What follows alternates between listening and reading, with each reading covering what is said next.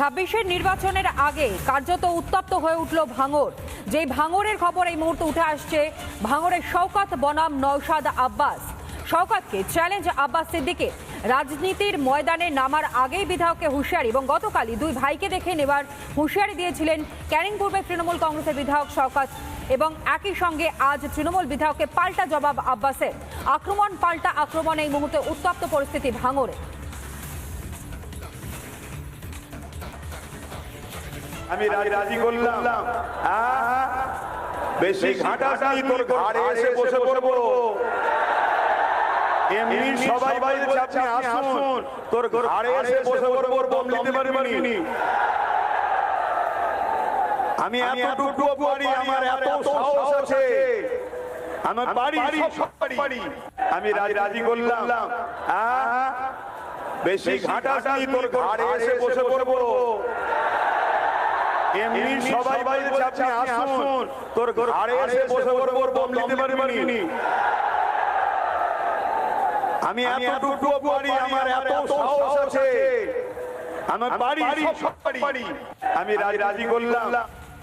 রাজনীতির ময়দানে নামার আগে বিধায়ককে হুঁশিয়ারি। গতকালই দুই ভাইকে দেখে নেবার হুঁশিয়ারি দিয়েছিলেন শওকত মোল্লা এবং আজ তৃণমূল বিধায়ককে পাল্টা জবাব আব্বাস সিদ্দিকের।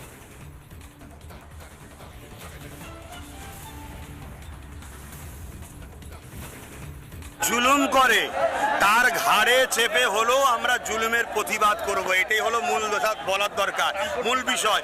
শওকত মোল্লা যে কালকে যখন এখান থেকে ফিরছিল এই মঞ্চ থেকে চোট চোট স্লোগান উঠেছে, আপনি যার নাম বললেন ওকে একটা জাহান্নামের কুকুর মনে করি আমি, ওর বিষয়ে কোনো উত্তর দিতে রাজি নয়।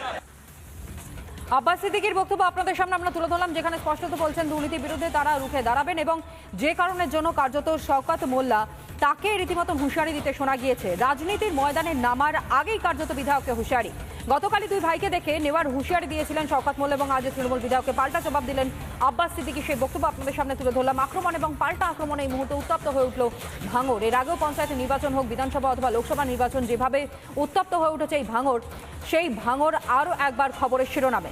গতকালই কিন্তু শওকত মোল্লা তিনি রীতিমতন দুই ভাইকে দেখে নেবার হুঁশিয়ারি দিয়েছিলেন। শওকত মোল্লা তৃণমূল কংগ্রেসের বিধায়ক, সেই বক্তব্য আপনাদের সামনে তুলে ধরে শুনুন। দুই ভাইয়ের রাতের ঘুম কেড়ে নেব, আমাদের হারাবার কিছু নেই, ভাঙড়ে আমাদের পাওয়ার আছে।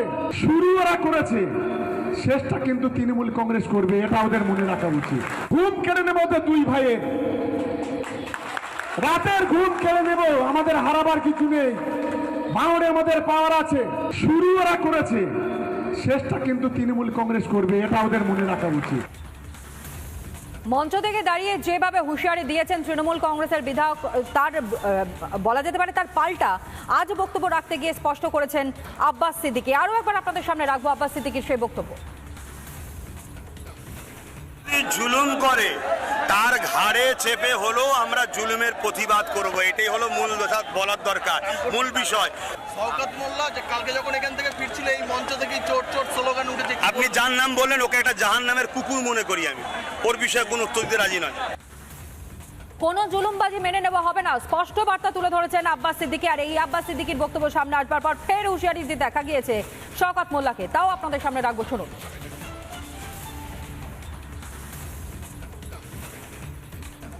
বড় ডাকাত, সবচেয়ে বড় চরিত্রহীন, সবচেয়ে বড় ধর্মের কালোবাজারি সে আর তার ভাই গোটা বাংলায় সংখ্যালঘু মুসলমানদের ভাগ করে বিজেপির হাতটাকে শক্তিশালী করছে। বিজেপির নেতাদের সঙ্গে বৈঠক করে সেখান থেকে হাজার হাজার কোটি টাকা নেওয়ার চেষ্টা করছে। ওর যদি বুকের পাটা থাকে, ফুরফুরা শরীফের নাম না করে সরাসরি আইএসএফ এর নাম করে সরাসরি রাজনৈতিক দলে নাম লেখা, ও কত বড় বাপের বেটা সেইটা আমি দেখব। ফুরফুরা শরীফের নাম ভাঙিয়ে না চলে রাজনীতির ময়দানে সরাসরি আসার আহ্বান জানাচ্ছেন রীতিমতো নওশাদ সিদ্দিকী এবং আব্বাস সিদ্দিকীকে।